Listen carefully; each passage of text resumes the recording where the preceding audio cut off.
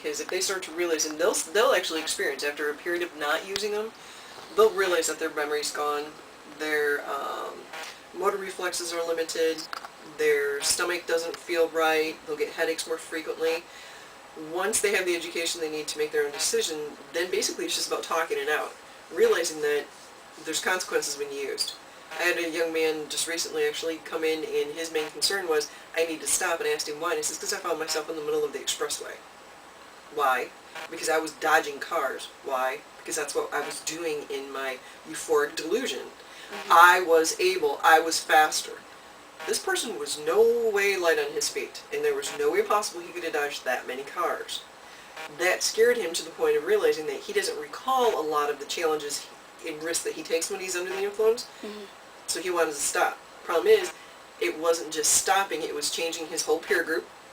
It was changing the things that he does and where he goes. Instead of going after school over to this one buddy's house before they played basketball, which is where they got high, he would have to go and do things differently. It's about what we call behavioral modification, just really retraining them in, for lack of better ways, the 12-step process, AANA, change who you know, where you go, and what you think about it.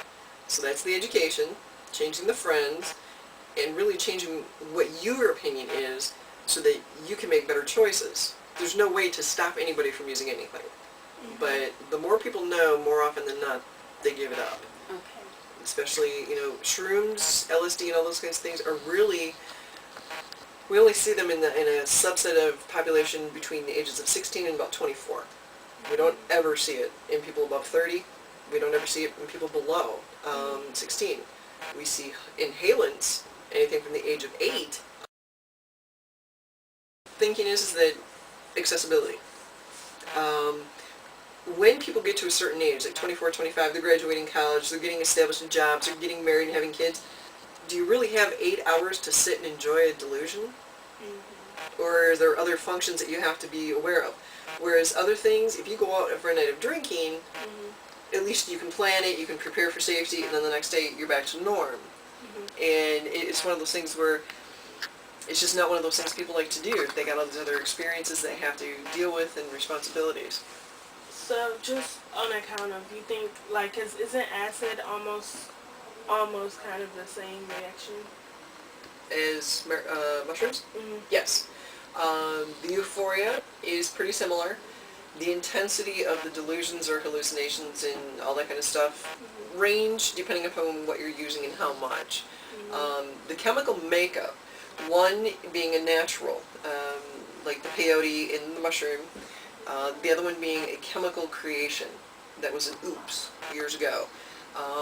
That people think that they can control the amounts and everything. It's not really controlling the amounts. I'm sorry, what was the oops? LSD. LSD. LSD was the chemical oops years ago.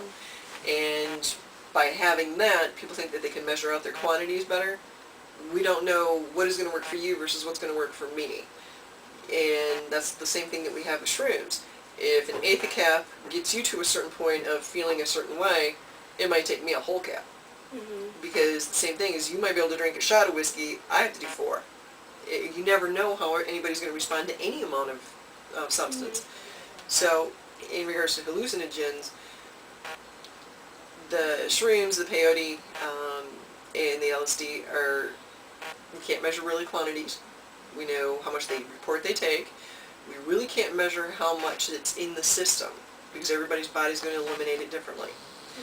And we can't measure how intensely they're going to react to anything, because based on psychological history, based on how they're feeling that day that they take it, based on how much, body weight, overall health, all those kinds of things matter, just like it does for any other substance.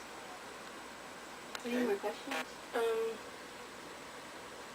see. Is there anything, like, factual you could tell us about it, like Yeah, the background? I will give you some paperwork that you can reference from the federal government and what we call SAMHSA, Substance Abuse Administration. It has a lot of that information in there. It'll make your job a lot easier for your report. And the background is, the hallucinogens have been around since before Christ. I mean, it was used in making wines and all these other kinds of things. It's always been a part of a lot of cultural issues in regards to having them experience, like I said, most commonly here in America as Native Americans, It's a part of a rite of passage where throughout a vision quest they ingest a certain amount of a hallucinogen and allow themselves to go in what they call their spirit world. Whereas in the clinical side of it we call it delusions. So it all depends on what happens. So yep, I'll give you tons of information. Okay? Thank you. Anything else? Alright. Thank you. Okay, now I'm also going to give you my information and credentialing. Let me just reach in here. Alright. This is actually one of them we use, any information you want to know from SAMHSA. This was a federal government funding unit. You can just log on www.samhsa.gov, make sure you cite your sources, and it'll tell you in regards to all the substances, chemical, but this is just sort of a quick highlight that we give out to parents and kids that come in, and the types of things that it tells you. When people go through withdrawal, how to know what's going on. And then this is one of the things that we hand out to a lot of, right now for prom situations, and it has a checklist of a bunch of different substances and what to look for in regards to, like I say, that's blacked out, the effects, what to look for physically, what kinds of things might be around the house, what kind of things can parents look for, and then the dangers of using them. Okay, so I'm going to give you one of those and a couple of these. Who's all going to be carrying this? You? And let me find your last, I don't know. Don't get a shot of my booty. Lupus.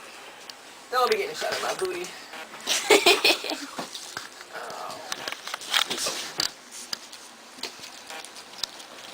Alright, this also tells you a little bit more about how the brain reacts.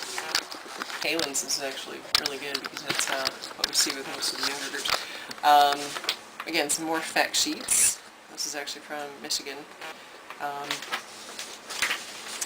And the history. So that should help you all along. Thank you. You're very welcome. Thank you very much. You're very, very welcome. Good luck, ladies. Let me know how it turns out. Okay, have a nice day. You too? Thank you. You bet. Careful out there.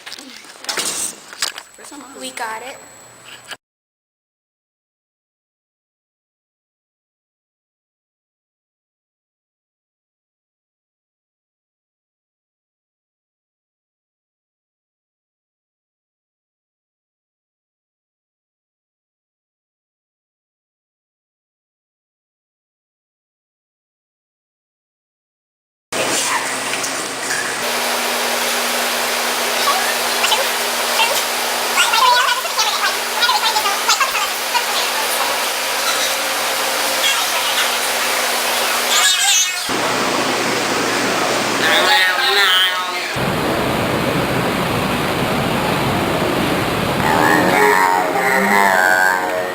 No, we're not gonna die. We should just run. Did you see that kid?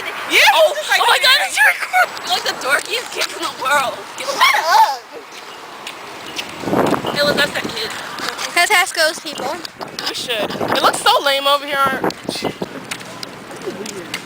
One of them looks like Randall. One of them looks like. Are you recording? We're gonna take this off. We never said anything. Like a blooper. Okay. My picture, no? No. No, it's Come here. Okay. it's You know anybody?